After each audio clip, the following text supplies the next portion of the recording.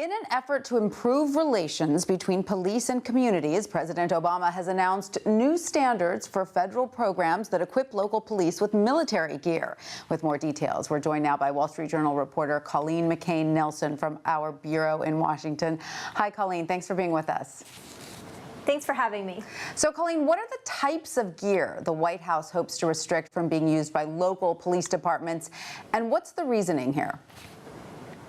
Well, they're setting up two separate lists. They're setting up a list of equipment that will now be prohibited equipment, which means that federal programs can't transfer these types of equipment to local police departments. And that list includes tracked armored vehicles, bayonets, grenade launchers, some types of camouflage uniforms, some high-caliber weapons, and then there will be a second list of controlled equipment where local police departments that want to obtain this equipment now will have to provide more justification for why they need this equipment. They'll have to get sign-off from local government entities. And the reason behind this is when we saw the protests in Ferguson and some of the incidents that have come after that, we saw a lot of police with very, very intense military gear, and there were questions raised about kind of the militarization of our police forces. And so the working group that studied this said that with some of this equipment, such as grenade launchers and bayonets, that you might question why a local police department needs a grenade launcher.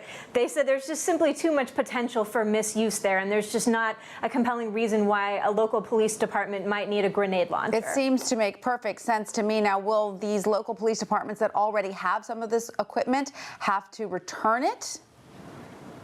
That's not been stated. It certainly doesn't seem like that's the case, but they're not going to get it from the federal government going forward. And so the list of prohibited equipment is going to be implemented immediately, and so they will cut off that pipeline right away. Okay, now these military gear standards came from one report, and then there are also recommendations made by a separate President's task force on policing, correct? So what are those recommendations?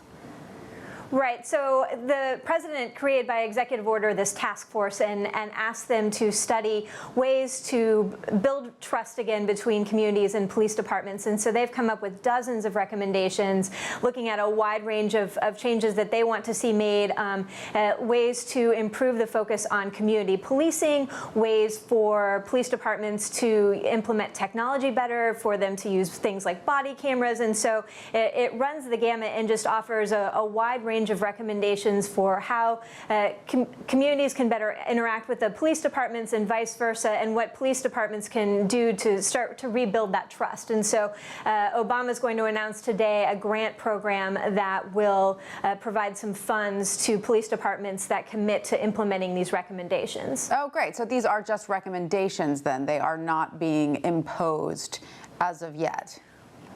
Right. The federal government can't control local police departments. They only can recommend, but they're trying to make the case that these are best practices, that the best minds in the field have studied this and have delved into the data and looked at what works. And so they're trying to provide some incentives for local police departments to heed these recommendations. Is it too early to tell, or does it look like local police departments may embrace some of these changes? It seems like most of these changes are not going to be too controversial. A lot of these ideas have been discussed for a long time in law enforcement circles, and this just kind of codifies them and organizes some of the thinking around this, and also provides some funding that provides an incentive for departments to do this. And so nothing has emerged so far that has drawn strong opposition from local law enforcement. I guess it's just kind of a question of how aggressively they will pursue implementing these recommendations and whether some of these end up sitting on a shelf or whether they actually are put into action. Colleen, thank you so much for that. Thank you.